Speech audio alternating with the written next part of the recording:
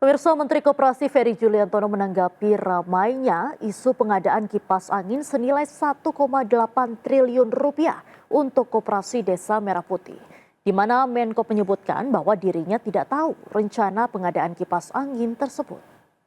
Pada hari ini dalam keadaan sehat walafiat.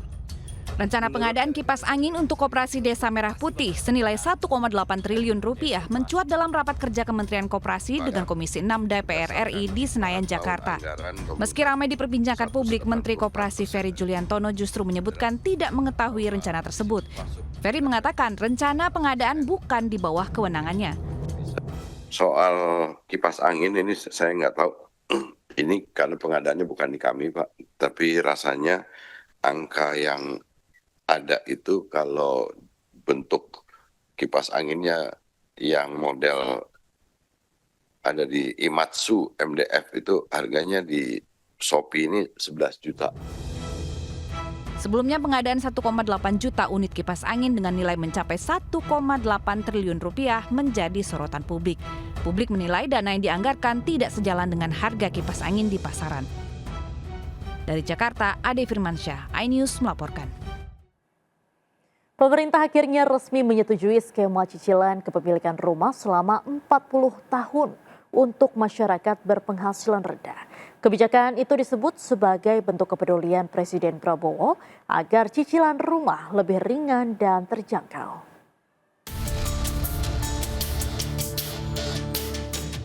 Skema cicilan rumah jangka waktu 40 tahun akhirnya disahkan sesuai arahan Presiden. Dengan tenor lebih panjang, maka nilai cicilan bulanan yang harus dibayar masyarakat berpenghasilan rendah menjadi lebih ringan. Penerima manfaat cicilan ini ditetapkan berdasarkan kriteria masyarakat berpenghasilan rendah dengan memperhatikan zona wilayah berdasarkan data dari BPS. Presiden punya hati yang baik bagi rakyat. Dengan skema 40 tahun, makanya cicilannya jadi lebih ringan. Ya, Presiden itu sudah sangat luar biasa. Pemerintah berharap dengan adanya skema baru ini akses masyarakat berpenghasilan rendah untuk memiliki rumah layak huni menjadi lebih mudah dan terjangkau. Dari Bandung, Jawa Barat, Ervan David, iNews melaporkan. Ke informasi lain, pemirsa, jari tangan bocah 4 tahun terjepit grendel besi jendela rumah. Orang tua bocah tersebut akhirnya meminta bantuan ke petugas damkar untuk melepaskan grendel dari jari putri mereka. Jari bocah 4 tahun terjepit grendel besi jendela rumah di Kota Jambi. Orang tua langsung membawa bocah perempuan tersebut ke pos pelayanan damkar dan penyelamatan alam Barajo. Petugas bergerak cepat melepaskan grendel menggunakan alat pemotong khusus. Tekstur besi yang keras sempat menyulitkan evakuasi, namun bocah ini tetap tenang selama proses berlangsung. Kurang dari 1 jam, grendel berhasil dilepaskan tanpa melukai jari tangan balita. Insiden bermula ketika bocah sedang bermain di dekat jendela dan pada saat itulah jari tangannya masuk ke lubang grendel. Orang tua sempat mencoba melepaskan sebelum akhirnya meminta bantuan petugas. Orang tua balita mengaku lega setelah grendel terlepas dari jari putri mereka dan mengapresiasi kesigapan petugas damkar Kota Jambi dalam membantu warga. Dari Kota Jambi, Adrianus Susandra, iNews melaporkan. Demi menunjukkan rasa cintanya pada sang kekasih, seorang perempuan rela menyelundupkan narkoba saat membesuk kekasihnya di Rutan Salemba, Jakarta. Untuk mengelabui petugas, pelaku menyembunyikan belasan butir pil ekstasi di dalam gumpalan tisu bekas pakai. Seorang perempuan muda berjalan penuh percaya diri saat mendatangi rumah tahanan kelas 1 Salemba, Jakarta Pusat. Beberapa pintu pemeriksaan barang bawaan bagi pengunjung ia lewati. Namun ketika proses pemeriksaan badan, petugas menjadi curiga dengan gerak-geriknya yang terus menggenggam erat gumpalan tisu. Setelah diperiksa, petugas menemukan 3 plastik klip narkoba jenis ekstasi tersembunyi dalam gumpalan tisu bekas pakai tersebut. Di hadapan petugas, perempuan berinisial GG ini mengakui menyelundupkan 15 butir pil ekstasi untuk sang kekasih yang sedang mendekam di Rutan Salemba. Rasa cinta yang dalam membuat ia rela berkorban menyelundupkan narkoba demi pujaan hati yang ditahan akibat kasus narkoba. Kini pasangan sejoli yang sempat terpisah tingginya tembok penjara itu bisa bersama kembali karena keduanya akan diserahkan ke Polsek Cempaka Putih untuk pemeriksaan.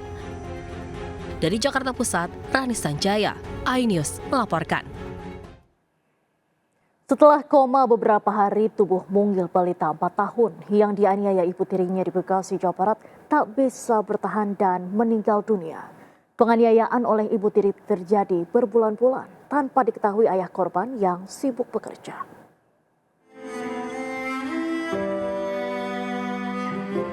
Balita perempuan KSE berusia 4 tahun yang dianiaya ibu tiri di Bekasi, Jawa Barat meninggal Rabu malam. Jasad korban dibawa ke rumah neneknya di Lebak, Banten untuk dimakamkan.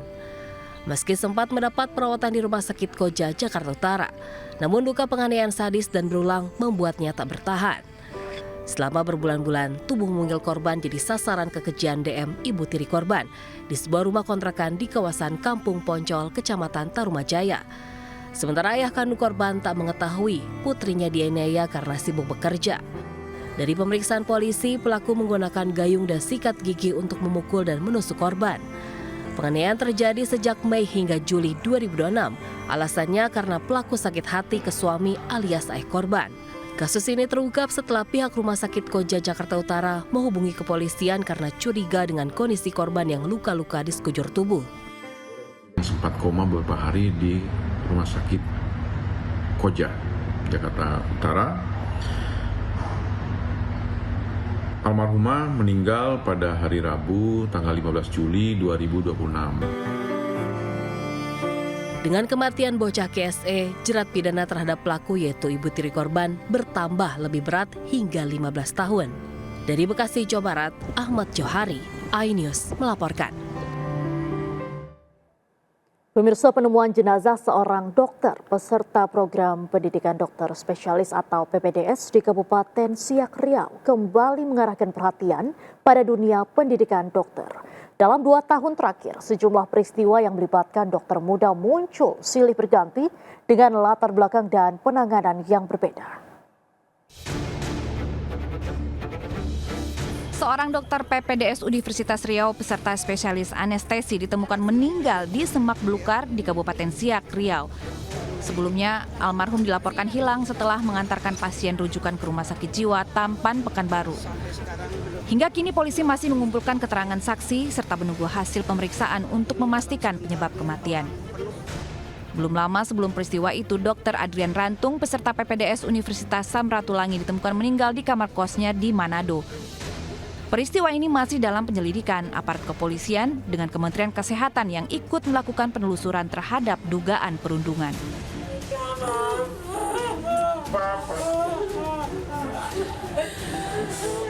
Pada akhir Juni, Dr. Ica meninggal saat bertugas di Nusa Tenggara Timur.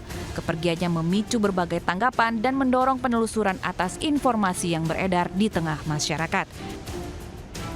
Bergerak mundur ke Agustus 2024, meninggalnya Dr. Aulia Risma, peserta PPDS Universitas Diponegoro justru menjadi awal terbongkarnya dugaan perundungan dan pemerasan di lingkungan PPDS.